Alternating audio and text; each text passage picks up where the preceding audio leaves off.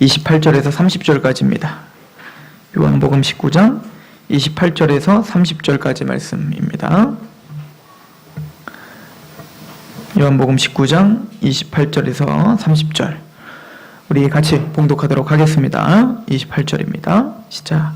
그 후에 예수께서 모든 일이 이미 이루어진 줄을 아시고 성경을 응하게 하려 하사 이르시되 내가 목마르다 하시니 거기 신 포도주가 가득 담긴 그릇이 있는지라 사람들이 신 포도주를 적신 해면을 우슬초에 메어 예수의 입에 대니 예수께서 신 포도주를 받으신 후에 이르시되 다 이루었다 하시고 머리를 숙이니 영혼이 떠나가시니라. 아멘. 다 이루었다 하시고 머리를 숙이신 후에 영혼이 떠나가시니라. 십자가에서 예수님은 숨을 거두셨습니다. 오늘 말씀은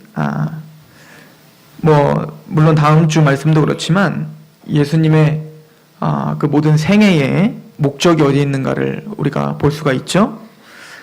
오늘 28절도 보시면 그 후에 예수께서 모든 일이 이미 이루어진 줄을 아시고 성경을 응하게 하려 하사 예수님의 모든 삶은 요한복음에서 앞서 말했듯이 나는 하나님의 뜻을 이루러 왔다. 나의 양식은 주님의 뜻을 이루는 것이다. 예수님은 이 땅을 사시면서 개인의 욕망과 또 자신의 어떤 만족을 위해서 사신 게 아니라 철두철미하게 하나님을 위해 사셨고 하나님의 뜻을 이루어 드리는 것이 예수님의 최대 목적이었어요. 예수님은 특별히 잡히시는 것부터 시작하셔서 십자가에서 달리셔서 십자가상에서 7가지 가상 7언이라고 하죠. 그 가상 7언 그 한마디 마지막 한마디까지도 다 성경에서 예언됐던 성경에서 성취돼야 될 그 모든 메시지들을 하나하나 주님께서 스스로 다 성취하고 계심을 보여줍니다. 예수님은 28절의 그 고통 중에서도 모든 일이 이미 이루어진 줄 아시고 라고 하죠. 내가 걸어온 것, 또 내가 한마디 한마디 한 것이 다 하나님이 행하셨던, 하나님이 언약했던 우리 아버지가 계획했던 일을 내가 지금 하고 있다라고 하는 것을 다 아셨어요. 이제는 다 끝났다. 그리고는 마지막 한마디가 남아있었거든요. 그게 뭐냐면 바로 내가 목마르다 라고 하는 고백이었습니다. 이 고백 또한 주님은 한치의 오차 없이 그 마지막으로 외치시면서 예수님에 대한 그 예언을 다 모두 성취하고 계심을 보여주고 있습니다. 내가 목마르다 라고 말씀하신 것은 바로 육적인 갈증도 있으셨겠죠. 그죠? 기진맥진해서 모든 피를 흘리시고 또 힘든 고통 가운데 모든 수분이 다 빠져나가셨을 거란 말이에요. 육체적인 갈증이 대단히 크셨을 겁니다. 아마 인간이 느끼는 가장 극한의 갈증, 극한의 고통을 아마 느끼셨을 것입니다. 그러나 주님은 그 육적인 갈증보다도 하나님과 단절되어 있는 엘리엘리 라마 사박다니 주여 왜 나를 버리십니까? 즉 하나님과 온전한 연합 가운데서 한 번도 떨어진 적이 없으셨던 예수님이 하나님과 완전한 단절, 원래 예수님은 하나님과 온전한 연합 가운데 있었죠. 누가 단절되어 있었습니까? 우리가 하나님과 단절되어 있었죠. 뭘로? 죄로. 그런데 모든 인간의 그 죄를 다 뒤집어 쓰시면서 십자가에 달리시며 그 죄가 하나님과 예수 그리스도를 단절시켜버린 거죠. 그 적막감, 예수님은 그 갈증, 영적인 그 갈증에 너무너무 힘드셨을 것입니다. 이 예수님의 내가 목이 마르다라고 하는 것은 시편 69편에 다윗이 고백했던 그 심령에서 대변을 해주고 있습니다. 즉 다윗의 이 고백을 성취했다라고 요한 사도는 가르쳐주고 있는 거예요. 시편 69편 1절에 3절에 보면 하나님이여 나를 구원하소서 물들이 내 영혼에까지 흘러 들어왔나이다. 나는 설 곳이 없는 깊은 수렁에 빠지며 깊은 물에 들어가니 큰 물이 내게 넘치나이다. 내가 부르짖음으로 피곤하여 나의 목이 마르며 나의 하나님을 바라서 나의 눈이 새하였나이다. 다윗은 지금 죽음 앞에 서 있는 자신이 그 절망감, 그 갈증, 누구에 대한 갈증입니까? 바로 하나님에 대한 갈증이었던 거예요. 나를 구원해 주소서. 하나님의 은혜, 하나님의 긍휼, 하나님의 그 자비가 있는 그 갈증입니다. 그러나 다윗은 그것 가운데 목이 마른 거예요. 그 하나님의 은혜가 보이지 않는 그 적막감에 있는 자신이 너무 두려웠던 겁니다. 예수님도 바로 그 십자가상에서 그 두려움을 체험하신 겁니다. 그리고는 19절에 주께서 나의 비방과 수치와 능력을 아시나이다. 나의 대적자들이 다 주님 앞에 있나이다. 비방이 나의 마음을 상하게 하여 근심이 충만하니 불쌍히 여길 자를 바라나 없고 국률이 여길 자를 바라나 찾지 못하였나이다. 그들이 쓸개를 나의 음식물로 주며 목마를 때에 초를 마시게 하였사오니. 즉 다윗은 하나님께 부르짖었지만 그 어떤 누구도 의지할 수 없는 상황이 되어버렸다. 바로 예수님이 그 자리에 서 계셨던 거예요. 그 어떤 누구도 도와줄 자가 없어요. 국률이 여길 자도 없고 자비를 베풀 자도 없었어요. 빌라도가 그래도 아량을 베푼다고, 물론 자신의 유익 때문이라고 하겠지만 예수님을 끊임없이 방면해 주려고 그 권력자도 예수님에게 자비를 베풀려고 그렇게 노력했지만 끝내는 실패로 돌아갑니다. 그러므로 예수님은 그 어떤 권력자도 그 어떤 누구도 예수님을 도울 수 없는 그 적막감, 홀로 거기 십자가에 매달려 계셔 하나님의 그 영적으로 끊겨진, 하나님과 영적인 끊겨진 그 갈증에 목말라 하고 계셨던 겁니다. 다윗이 내가 목이 마릅니다. 하나님을 바라서 나의 눈이 쇠하였습니다. 라고 고통스러워했던 것처럼 예수님도 바로 그 자비와 긍휼에 목말라 하고 계셨던 것이죠. 사실은 이 자비와 긍휼과 끊어져 처절하게 목말라 불에 타는 고통을 느껴야 할 자들이 누굽니까? 바로 저와 여러분들이라는 거예요. 지옥이 바로 이런 곳입니다. 지옥은 아무리 고통을 당하고 영원히 고통을 당해도 자비가 없는 곳입니다. 홀로 그 일을 감당해야 되는 거예요. 그 어떤 누구도 안 됐다, 내가 긍휼을 베풀어 주마, 다시 기회를 주마, 그런 것이 없는 곳이 영원한 형벌이요 심판입니다. 주님은 그 형벌과 심판을, 우리가 받을 그 형벌과 심판을 주님이 홀로 뒤집어 쓰고 계시는 거예요. 누가복음 17장 22절에 보면 거지 나사로와 부자 이야기가 나오죠.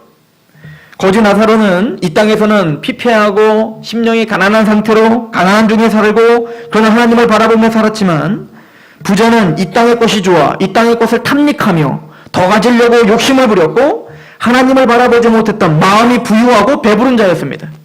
그 마음이 부유하고 배불렀던 그 부자는 하늘나라에 가지 못하고 영원한 불못에 떨어져 이렇게 신음하고 있죠. 22절 누가복음 17장. 이에 그 거지가 죽어 천사들에게 받들려 아브라함의 품에 들어가고 부자도 죽어 장사되매 그가 음부에서 고통 중에 눈을 들어 멀리 아브라함과 그의 품에 있는 나사로를 보고 불러 이르되 아버지 아브라함이여 나를 긍휼히 여기사 나사로를 보내어 그 손가락 끝에 물을 찍어 내 혀를 서늘하게 하소서. 내가 이 불꽃 가운데서 괴로워합니다. 이것이 바로 하나님의 영원한 형벌입니다. 그 불꽃, 그 뜨거운 그 불이 너무나 괴로워서 제발 물 한 바가지도 아니에요. 그냥 물 하나만 손끝에 찍어서 내 코에 묻혀주기만 해주세요. 그것만으로 내가 살겠습니다 할 정도로 극심한 갈증과 극심한 고통이 있는 곳. 그곳에서 우리는 내가 목이 마릅니다. 내가 주님 앞에 다시 기회를 달라 주님을 찾고자 눈이 새할 정도로 내 마음이 피폐하고 있습니다. 라고 아무리 부르짖어도 그곳에는 도와줄 사람이 없고 영원히 그 고통을 당해야 될 곳입니다. 주님은 우리의 그 고통을 십자가에서 홀로 담당하시고 계시는 겁니다. 하느님이요, 내가 목이 마릅니다. 그 영혼의 갈증을 주님은 홀로 담당하시고 우리를 대신하여 그 죄를 구속해주고 계시는 거예요. 그래서 예수님은 우리에게 자신을 나는 너희에게 생명을 주는 물이다 라고 표현하신 겁니다. 요한복음 4장 13절에 예수께서 대답하여 이르시되 이 물을 마시는 자마다 다시 목마르니와 내가 주는 물을 마시는 자는 영원히 목마르지 아니하리니 내가 주는 물은 그 속에 영생하도록 솟아나는 샘물이 되리라. 요한복음 7장 37절에 38절 명절 끝날 곧 큰 날에 예수께서 서서 외쳐 이르시되 누구든지 목마르거든 내게로 와서 마시라. 나를 믿는 자는 성경이 이룬 것 같이 그 배에서 생수의 강이 흘러나오리라 하시니. 고린도전서 10장 4절 다 같은 신령한 음료를 마셨으니 이는 그들을 따르는 신령한 반석으로부터 마셨음에 그 반석은 곧 그리스도라. 이스라엘 백성들이 광야에서 극심한 갈증으로 하나님께 호소했을 때 하나님은 아브라함에게 지팡이로 반석을 치라 명하시고 그 반석으로부터 그들을 살리는 물이 터져 나왔습니다. 바로 그 반석은 오늘 고린도서 10장 4절에 예수 그리스도라고 명명하고 있습니다. 즉 그 반석은 침을 당합니다. 고통을 당합니다. 고난을 당합니다. 그리고 그 택한 백성들에게 물을 제공해주고 있습니다. 마찬가지로 예수님의 십자가를 통하여서 우리를 대신하여 고난을 당하고 침을 당하고 예수님의 몸이 터져 우리에게 영원한 생명수가 나왔습니다. 오늘 어찌 보면 내가 목마르다 라고 하는 이 한마디에 그 예수 그리스도의 구속과 우리가 당할 그 죄의 엄중함이 무엇인지를 보여주고 있는 것 같습니다.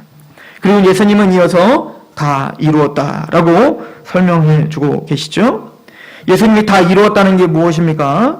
바로 하나님의 의를 성취하셨다는 얘기죠. 예수님은 십자가에 달려 돌아가시기로 작정된 것이 바로 우리가 범죄하고 아담이 범죄했을 때 정해진 것이 아니라 이미 아담이 범죄하기도 전에 하나님의 계획성에 작정되어 있음을 우리는 봅니다. 에베소서 1장 4절에 곧 창세전에 그리스도 안에서 우리를 택하사 창세전에 그리스도 안에서 우리를 택하셨어요. 그럼 어떻게 우리를 그리스도 안에서 택하셨습니까? 7절 우리는 그리스도 안에서 그의 은혜의 풍성함을 따라 그의 피로 말미암아 속량 곧 죄사함을 받았느니라. 이는 그가 모든 지혜와 총명을 우리에게 넘치게 하사 그 뜻의 비밀을 우리에게 알리신 것이요 그의 기뻐하심을 따라 그리스도 안에서 때가 찬 경륜을 위하여 예정하신 것이니 하늘에 있는 것이나 땅에 있는 것이 다 그리스도 안에서 통일되게 하려 하심이라. 만세 전부터 하나님은 그리스도 안에서 그 십자가 안에서 우리를 구속하기로 결정하셨습니다. 그리고는 한치의 오차도 없이 하나님은 예수 그리스도를 통한 그 구속 사역을 모든 것을 다 합력하여 선을 이루셨어요.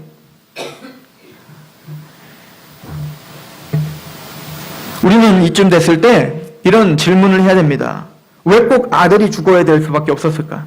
그 십자가의 처절한 혐오스러운 십자가를 통하여 도대체 우리에게 무엇을 보여주려고 했었던가? 우리가 지난주 설교에 종교주의에 대한 이야기를 잠시 했었죠. 그 당시 유대인들은 예수 그리스도 메시아 대망 사상이 있었지만 그들에게 메시아 대망 사상에는 이 땅에서의 승리, 이 땅에서의 번영에만 메시아가 필요했었던 거라고 했어요. 그들에겐 자신의 죄의 문제는 상관이 없었습니다. 자신이 어떻게 살든, 자신이 탐욕이 있던, 또 죄의 지배에 있던 그거와는 전혀 문제가 되지 않았어요. 왜냐하면 그들은 육적으로 이스라엘의 자손이었고 자기는 율법을 갖고 있었고 성전을 갖고 있었습니다. 겉으로는 뻔질이라하게 이방인들보다 훨씬 나아 보이는 그런 외적인 위선이 있었습니다. 그러므로 자신들이 죄가 없다라고 여기고 살았어요. 즉 자신의 죄가 얼마나 심각한지를 깨닫지 못했던 거죠. 그래서 예수님은 그들에게 어떻게 한 겁니까? 바리새인과 서기관들에게 너희는 바로 죄인이고 저 이방인들만 죄인이 아니라 너희가 죄인이다. 그렇다면 유대인들과 바리새인과 서기관들만 죄인입니까? 아니요. 세리들도 죄인이고 창녀들도 죄인이고 이방인도 죄인이고 저와 여러분들 모두가 다 죄인입니다. 그러나 그 죄인 중에는 두 죄인만 있다고 했죠. 첫 번째 죄인은 자기가 죄가 있는데도 불구하고 그 죄의 심각성을 깨닫지 못하는 죄인. 한 죄인은 그 심각성을 깨닫고 주님만이 해결할 수 있다 하여 그 주님 앞에 굴복하는 죄인. 우리는 십자가를 통해서 우리 안에 있는 죄가 얼마나 위험하고 심각한지를 깨달아야 된다고 말했습니다. 그 예수 그리스도, 즉 거룩하신 아들이 죽기까지 복종해서만이 이루어질 수 있는 하나님의 의입니다. 우리가 일용한 어떤 종교적 행위로 하나님의 의를 이룰 수 없음을 우리는 고백해야 됩니다. 내가 무언가 했다고 해서 하나님 앞에 내세울 것이 아무것도 없음을 고백해야 된단 말입니다.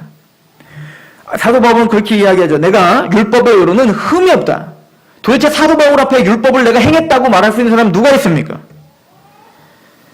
그러나 그 모든 것들을 다 배설물로 여길 수밖에 없었던 것은 그것이 하나님의 의를 이루는데 일말의 어떤 것도 도움도 줄 수 없다는 것을 사도 바울은 알고 있었던 거죠. 오직 하나님의 의를 이룰 수 있는 것은 그의 아들의 죽으심밖에 없었어요. 죽기까지 복종하심으로, 이 땅에 태어나시고 죽기까지 복종하심으로 다 이루신 하나님의 의. 히브리서에 말했던 것처럼 우리처럼 시험은 받으시되 죄는 없으신 유일하신 사람, 유일하신 아담. 그분이 이뤄놓으신 십자가에서 바로 하나님의 의가 온전히 이루어졌습니다. 그래서 이 이야기를 이사야서 42장에 이미 예언해 놓으셨죠? 42장 1절부터 내가 붙드는 나의 종, 내 마음에 기뻐하는 자, 곧 내가 택한 사람을 보라. 내가 나의 영을 그에게 주었은즉 그가 이방에 정의를 베풀리라. 그는 외치지 아니하며 목소리를 높이지 아니하며 그 소리를 거리에 들리게 하지 아니하며 상한 갈대를 꺾지 아니하며 꺼져가는 등불을 끄지 아니하고 진실로 정의를 시행할 것이며 그는 세하지 아니하며 낙담하지 아니하고 세상에 정의를 세우기에 이르리니 섬들이 이 교훈을 앙망하리라. 무슨 얘기입니까? 그 예수님은 유대의 왕이신 그 예수님은 이 땅에 오셔서 목소리를 높이지 않고 소리를 거리에서 들리게 하지 않는다는 거예요.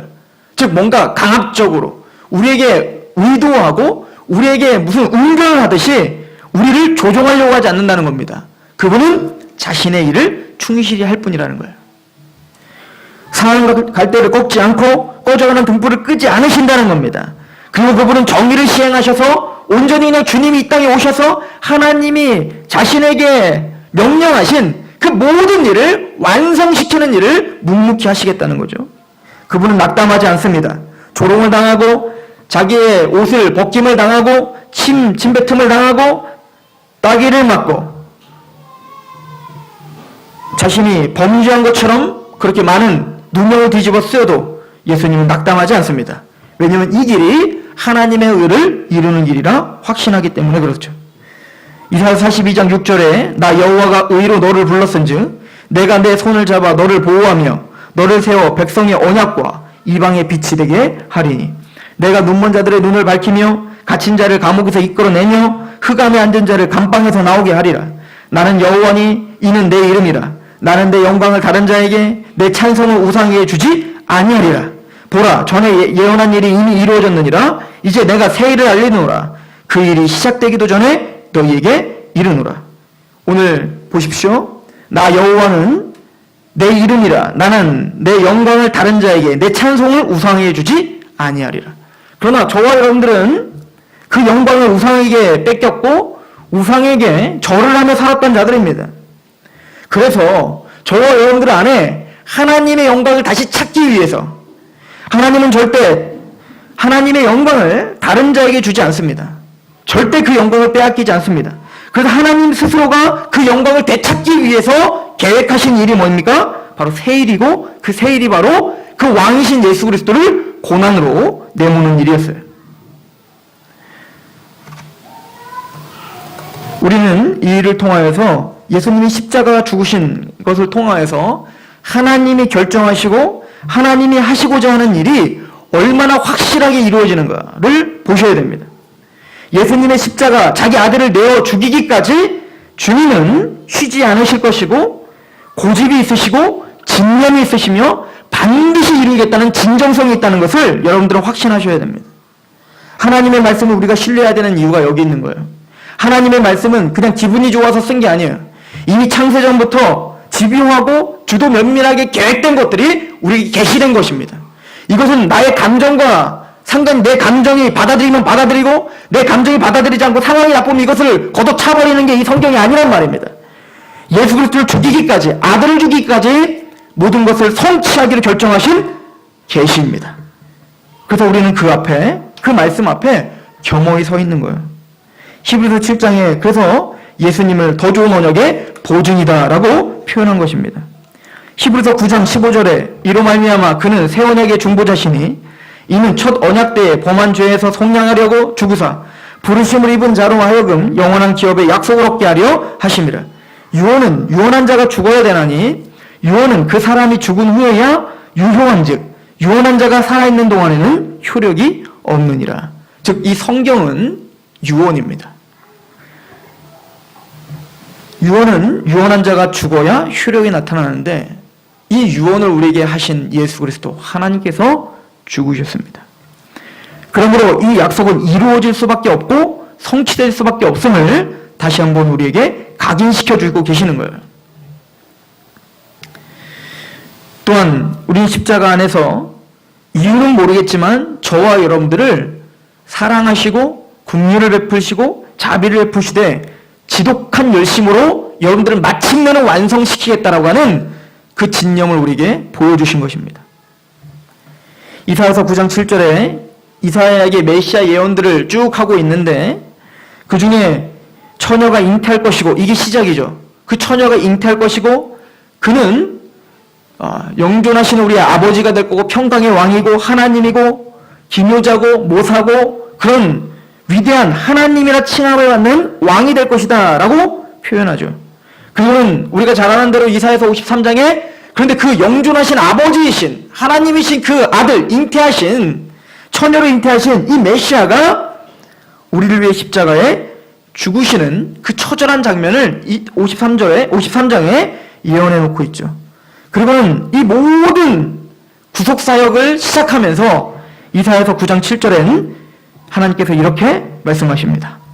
그 정사와 평강의 더함이 무궁하며 또 다윗의 왕자와 그의 나라에 군림하여 그 나라를 굳게 세우고 지금 이후로 영원히 정의와 공의로 그것을 보존하실 것이라.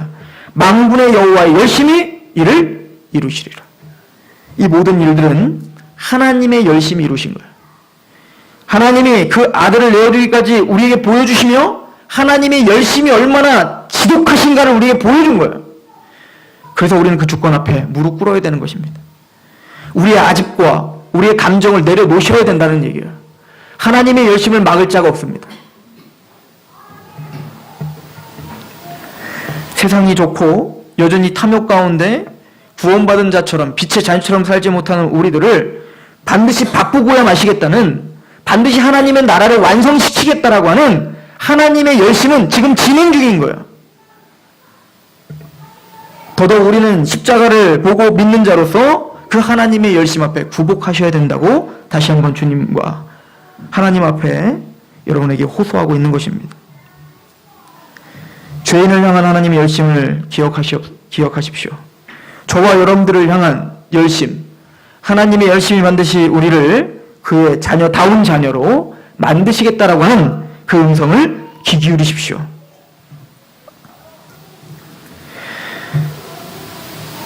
우리는 죄의 세력에 잡혀 있죠. 아직도 죄의 세력에 잡혀 있는 상황이 있을 수도 있어요. 예수님이 십자가에 달리신 이유는 죄 때문이라고 우리가 이야기했습니다. 그 이야기는 구원을 받을 때뿐만 아니라 우리에게 죄의 잔재가 남아있는 것을 위해서도 십자가가 필요한 거예요. 로마서 7장 15절에는 사도 바울, 구원받은 사도 바울도 이렇게 고백을 합니다. 내가 행하는 것을 내가 알지 못하노니 곧 내가 원하는 것은 행하지 아니하고 도리어 미워하는 것을 행함이라. 만일 내가 원하지 아니하는 것을 행하면 내가 이로써 율법의 선한 것을 시인하노니 이제는 그것을 행하는 자가 내가 아니요 내 속에 거하는 죄인이라. 죄는 세력인 거예요. 죄는 권세인 거예요. 우리는 자유인이라고 이야기하고 있습니다. 인권, 자유의지가 있다라고 이야기하고 있단 말입니다. 그러나 성경은 그렇게 이야기하고 있지 않아요. 우린 다 노예라는 겁니다. 죄의 노예라는 거예요. 쉽게 얘기해서 선한 것들은 하기가 너무 힘들죠. 그죠? 말씀을 읽어야지, 기도를 해야지, 사람을 용서해야지, 다짐하고 다짐해도 또 넘어지시죠. 그런데 성경에서 하지 말라는 거, 죄악들은 시키지 않아도 우리는 너무나 자연스럽게 하죠. 하지 말라는 거. 아니, 다짐을 해서 하는 것도 아니고 가만히 있어도 우리는 뭐요? 악은 너무 쉽게 하는 거예요. 사람들이 모여서 다른 사람 흉보는 건 너무 쉽죠. 너무 재밌지 않습니까? 나도 모르는 사이에 우리는 누군가를 도마에 놓고 그를 비판하고 그를 흉을 보며 즐거워하지 않습니까? 이게 우린 거예요. 그게 노예라는 뜻입니다. 그게 죄의 노예인 거예요. 우리와 의지와 그 감정에 상관없이 우리는 다 죄를 지을 수밖에 없는 자들이라는 겁니다. 예수님이 이 땅에 오신 이유, 그리고 이렇게 처절하게 십자가에 죽으신 이유는 그 세력에게서 점점 벗어나고 해방하여 마침내는 그리스도의 형상으로 닿는 대로 인도하기 위함인 거예요. 골로새서 1장 13절에 그가 우리를 흑암의 권세에서 건져내사 그의 사랑의 아들에게 옮기셨습니다. 그 아들 안에서 우리가 속지 않고 죄사함을 얻었어요. 죄의 문제인 거죠. 그 흑암의 권세에서 우리를 건져내시기 위함인 거예요. 그러므로 고난주간을 사는 저와 여러분들은 우리의 죄 앞에 또 직면하여 서셔야 된다라고 반복적으로 얘기하는 겁니다. 예수님은 다 이루었다 말씀하시고 우리의 모든 죄를 담당하시고 영원히 떠나가십니다. 사탄은 저와 여러분들을 공격하는 무기가 두 가지가 있어요. 첫 번째는 유혹입니다. 계시록은 이걸 음녀라고 하고, 두 번째는 우리에게 위협을 가하는 겁니다. 고통스럽게 하는 거죠. 이게 육체적이든 정신적이든 뭐든 그걸 우리는 바벨론이라고 하며 또 그것을 통해서 우리를 두렵게 합니다. 근데 이 사탄이라는 놈은 우리를 유혹을 하여서 굉장히 탐스럽게 선악과를 보이게 하여 따먹게 합니다. 그리고는 하나님 앞에 제 죄졌다고 정죄감을 갖게 하여 그리고 사망의 올무를 뒤집어 씌웁니다. 항상 그 패턴으로 우리에게 역사를 하고 있는 게 바로 죄요 사탄입니다. 유혹은 달콤합니다. 그러나 그 죄를 통해서 사탄은 우리를 두려움으로 이끌어가되 그 두려움의 끝은 항상 사망인 거예요. 죽음이 두려운 거죠. 또 그 사망이라는 건 바로 둘째 사망, 곧 불못, 지옥입니다. 그래서 사람들을 죄짓게 하고 죽음 앞에 두려워하게 하며 그 지옥 앞에 두려워하게 하는 자들, 이게 바로 사탄이 하는 일입니다. 그런데 예수님께서 그 사탄의 가장 큰 무기인 사망을 패하신 거예요. 예수님이 죽으시고 부활하심으로 우리를 위협하고 있는 그 사탄의 가장 큰 무기인 사망을 아예 없애버리신 겁니다. 로마서 8장 1절에 그래서 예수 그리스도의 이 십자가를 믿고 있는 저와 여러분들에게 이렇게 약속합니다. 로마서 8장 1절, 그러므로 이제 그리스도 예수 안에 있는 자에게는 결코 정죄함이 없다. 왜요? 이는 그리스도 예수 안에 있는 생명의 성령의 법이 죄와 사망의 법에서 너희를 해방하였기 때문이라. 우리는 이제 죄와 사망의 법이 우리와 상관없는 법이 되었어요. 죄를 짓고 사망이 두려워 벌벌 떠는 데서는 이제는 끝났다는 얘기입니다. 디모데후서 1장 10절, 이제는 우리 구주 그리스도 예수의 나타나심으로 말미암아 나타났으니 그는 사망을 패하시고 복음으로써 생명과 썩지 아니할 것을 드러내신지라. 우리는 사망이 패해졌습니다. 그래서 하나님이 그렇다고 우리 죄를 죄로 보시지 않는다는 건 아니에요. 하나님은 죄를 죄로 보시되 구원받은 자의 죄를 더 크게 보십니다. 그거 아십니까?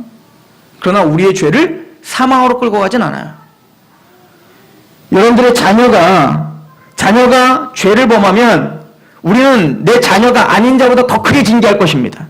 더 크게 그 죄를 물으실 거예요. 왜요? 내 자녀니까요. 그러나 내 자녀를 죽게 하기 위해서 때리진 않습니다. 마찬가지로 하나님은 구원받은 하나님의 자녀를 사망으로 내몰진 않습니다. 그러나 다시 한번 우리가 상고해야 될 것은 구원받은 하나님의 백성들, 이 십자가의 의미를 아는 백성들에게 죄는 더 의미가 있습니다. 하나님이 그 죄를 더 신중하게 바라보고 계심을 믿으시기 바랍니다. 구원받지 않은 사람들은 죄를 져도 그냥 지옥불에 던져버리면 끝이에요. 그러나 저와 여러분들은 달라요. 저와 여러분들을 훈련시켜야 됩니다. 자녀기 때문에 징계해야 됩니다.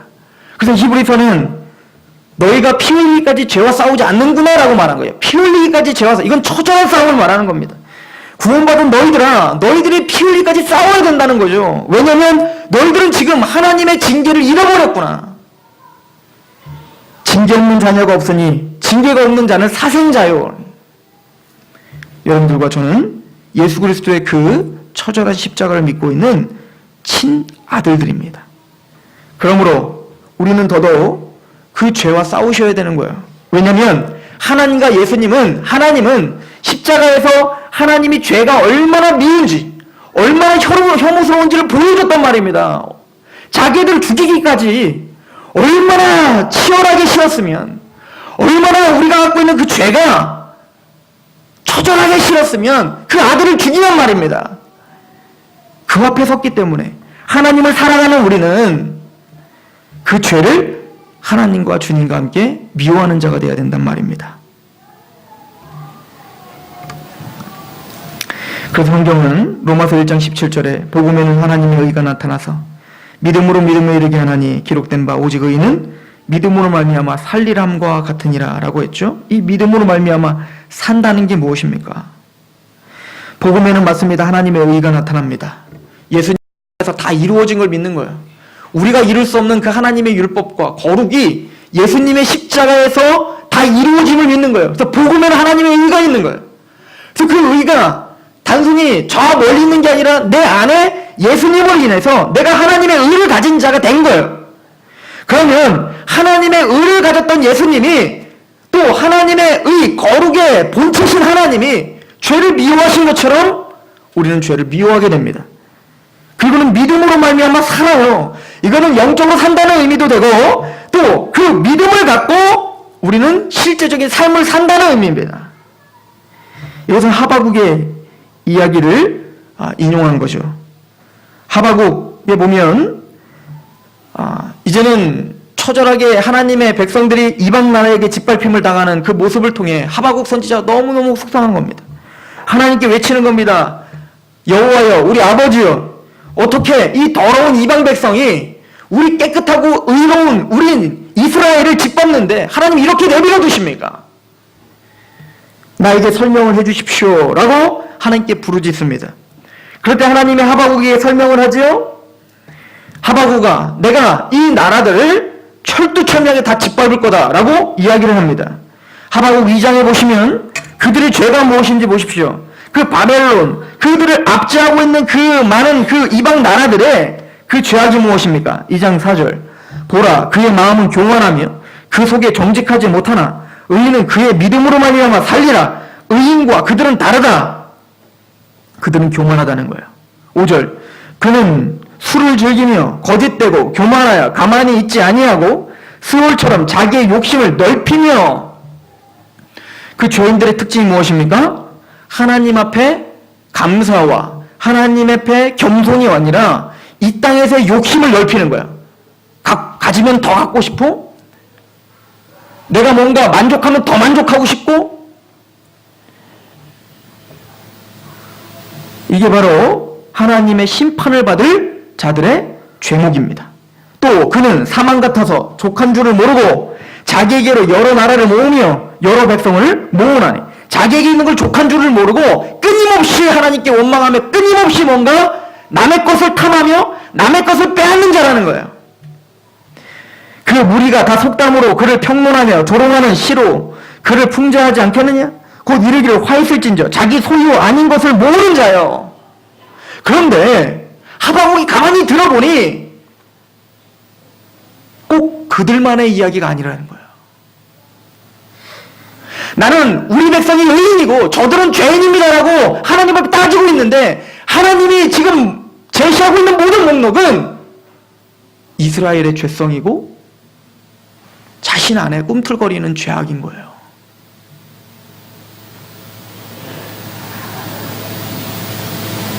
우상숭배, 이게 이방 나라에만 있었습니까?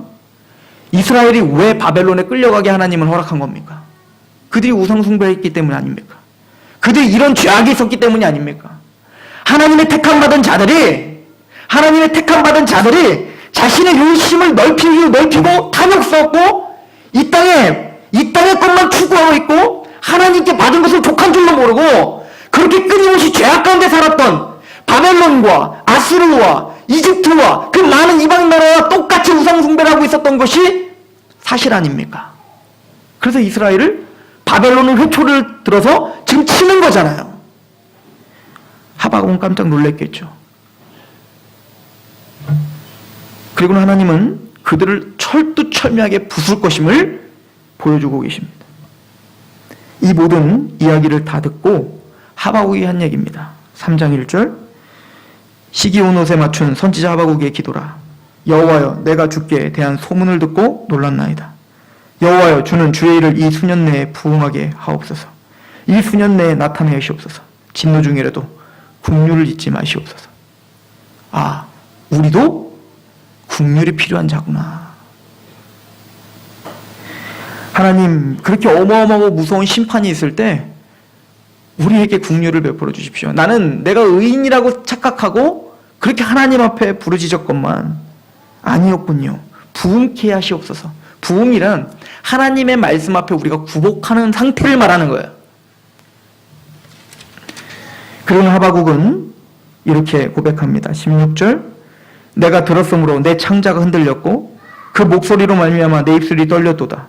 무리가 우리를 치러 올라오는 환난 날을 내가 기다림으로 썩이는 것이 내 뼈에 들어왔으며 내 몸은 내 초소에서 떨리는도다. 우리에게 당할 이 환난, 이것은 우리가 자초한 일이구나, 감당해야 될 일이구나 때문에 떨렸다는 거야.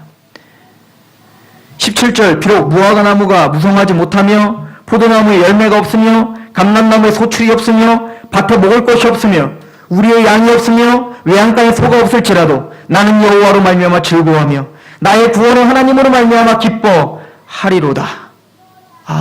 이방 나라와 동일한 죄악 가운데 있는 우리가 이방이 천투천명에 부서질 때, 창자가 떨릴 만큼 그 무서움이 닥칠 때 우리를 구원하실 거예요. 그런데 우리를 구원하시는 이유는 우리에게서 아무런 원인이 없어요.